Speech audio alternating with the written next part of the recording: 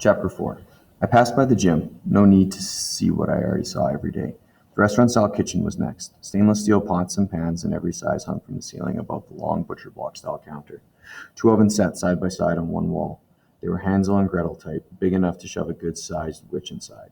Three stainless steel coolers with clear glass doors lined another wall. It seemed like overkill to have such a massive kitchen for just our family. Not like we'd be throwing any parties. The other end of the kitchen held a breakfast nook and the counter. Past them was the door into the dining room. One large crystal chandelier lit the room, which housed an oak dining table with seating for 16. Again, overkill. We ate Christmas, Thanksgiving, and Easter dinner in there. That was it. I left the kitchen and headed to the infirmary. Although it was state of the art, it looked like an old fashioned doctor's office, where the doctor had a small place and did everything in one room. It smelt like antiseptic, like a hospital. White cabinets with glass doors lined on one wall, holding bandages, medicines, and other supplies. Two hospital beds were set up on one side. I pushed aside a curtain divider. Behind it were several machines. I knew the one was an EKG machine, but the rest I wasn't sure of. I assumed my dad had been trained on all of them at some point. Otherwise, why have them? Every room in the compound also held a defibrillator. It didn't make much sense to me. If one of us was going to check out, why not let us go? If we truly had a heart problem, there was no one to do surgery on us. What could a defibrillator buy us? A few minutes? I looked over at the medicine cabinet. It wasn't locked, despite having a lot of controlled substances inside. I don't know who, if anyone, ever took them. Dad told us never to touch any of them, and that was all he had to do. The one quality the Uncacus kids had in common was obedience. I switched off the lights before I left. The beauty salon was next. I didn't ever go in there. Definitely a girly place. In the old world, I'd been dragged along a few times when my mom went, so I knew what everything was. The smell of nail polish remover made me cover my nose. In front of a mirrored counter sat a hair cutting stall with a nearby hair dryer. I looked in the mirror and saw a face. I jumped, and I felt stupid when I saw what it was. A nearby shelf held a roll of practice heads, plastic heads with real hair. I exhaled, surprised at myself for being so on edge. There were also two pedicure chairs with attached foot baths. A manicure table sat nearby, and glass shelves filled with bottles of nail polish ran along the whole wall. I shook my head and backed out the door. The laundry and sewing room was next. The room had a bleachy smell. Stacked washer-dryer units were lined up next to one another, next to large sinks. One of the dryers was running, and something metallic clicked every time the clothes flipped. Across from them was a long table that had several types of sewing machines. Thick bolts of fabric were piled on shelves behind the table. Boring. I shut the door and moved on.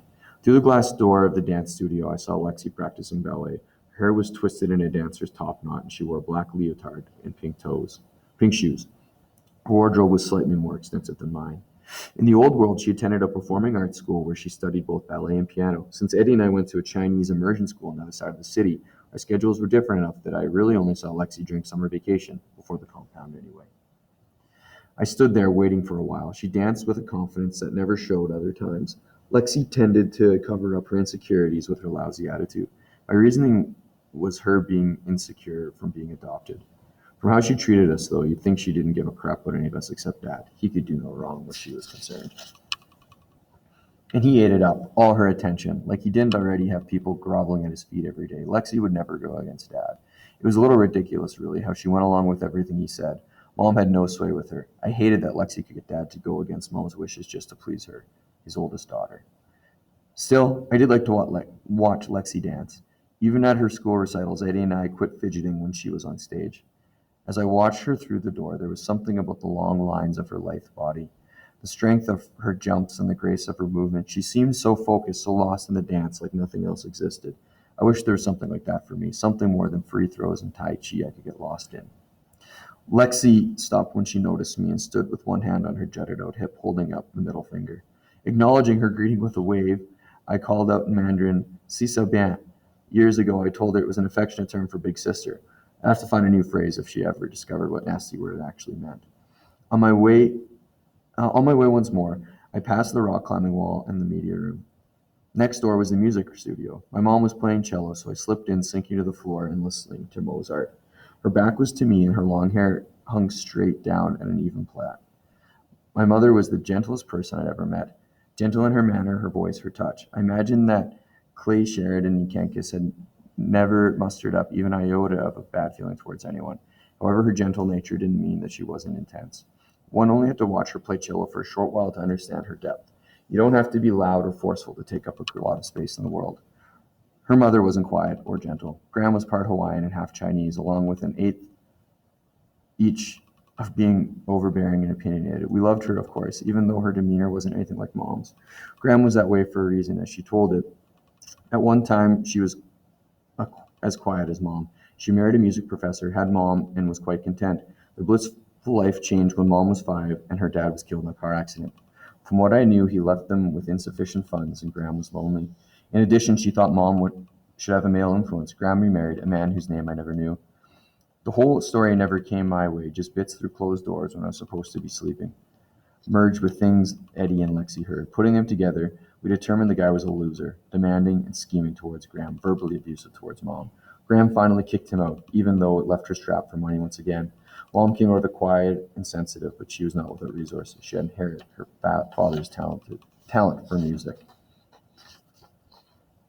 I loved listening to her, especially moments like this, when she didn't know she had an audience. Somehow she seemed freer, more at ease, a way she never seemed around my dad. She set her bow aside for a moment to switch to sheet music. I ducked down in case she turned around. She started again, Debussy. The music gave me goosebumps. Even though she had been completely void of talent, she still would have taken away people's breath with her looks.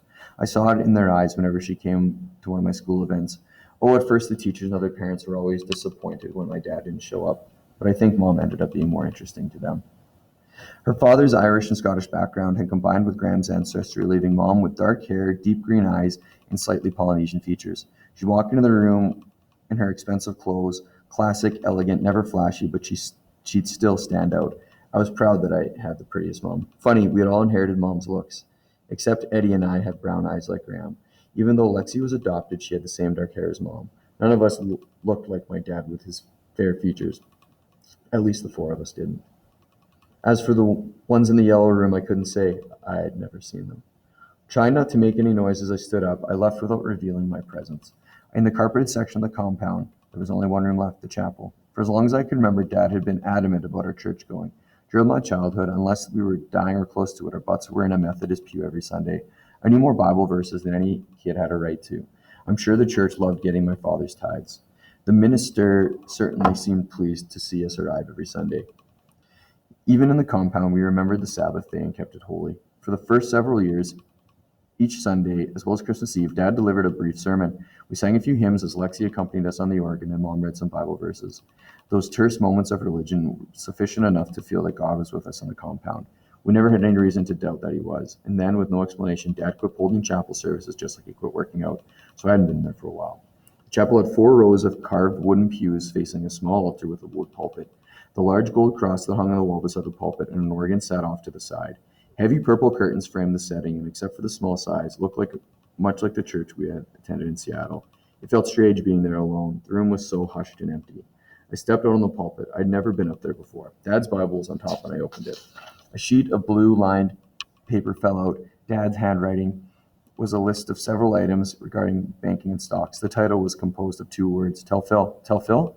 Why would Dad ever have a note to an accountant sitting in his Bible? The date was a few months ago, but the year must have been wrong. It was old, of course. It has to be. Guess he needed to be reminded of the old world as much as we did. Or maybe he'd done it on purpose, written as a note to his accountant like he did the old world a dozen times a day. Maybe he needed to pretend in order to feel a little normal once in a while, just like I did. I put the note back where I found it. A cursory search of the rest of the room revealed nothing, not that I knew what I was looking for. I left. At the end of the carpeted section of the compound stood a double door. As I stepped through, the rush of air hit me. The ceiling was 25 feet over my head. The entire space went as far as I could see to my sides and front, and was open except for various walls and doors, every now and then a warehouse. There were storage area shelves that stretched all the way to the ceiling, and freezers, 20 of them. I hopped into the golf cart sitting near the door, and I drove, stopping randomly at one of the storage rooms. I opened the door. Of course, I'd been in all of them before, many times, to get toilet paper or laundry detergent. Had I ever really considered how Dad had done it all? The compound itself must have taken years to build, not even counting all the planning. How do you know how much toilet paper you'll use in 15 years? Also, how could a project like this, headed up by my dad, not make it on CNN? If I had worked for the compound, then I found out we were under attack, this is the first place I would have headed. The answer was probably money, which my dad had loads of. Power, too. He probably made everyone sign a confidentiality agreement and paid them a lot to do so. It was sort of a constant in the old world. My father had the means to get whatever he wanted. That's just how things were, and we all knew it. I glanced at my watch and realized I was late for chores, so I headed to the very back of the compound. My main job was to run the hydroponic garden, an enormous open room where vegetables grew in troughs of water relying on artificial sunlight to grow more rapidly than traditional soil gardens. I learned about hydroponics at a local co-op we went to every Sunday on the outside. While I learned how to grow vegetables, Eddie learned about livestock and poultry. My mom learned how to bake bread, canned vegetables, part of Dad's planning. I come to realize that we all have a role in the subsistence world of the compound. The tomatoes, lettuce, and red bell peppers were close to another harvest. I started some more seedlings by pushing seeds into the small squares of sponges. One row of grow light bulbs flickered. I held my breath. They came back on, stayed on. I breathed again, relieved. After 9 months in the compound, some bulbs had gone out. I replaced them, but the light didn't look the same. After checking the storage room with the supply of grow light bulbs, I found a nasty surprise. More than three-fourths of them were normal fluorescent bulbs, no good for growing anything. Depending on how long the grow bulbs lasted, our supply of vegetables would run out around the time I turned 18, if not sooner. So I had good reason to panic every time those bulbs flickered, especially when I took into account the rest of the food situation, and that was something I tried not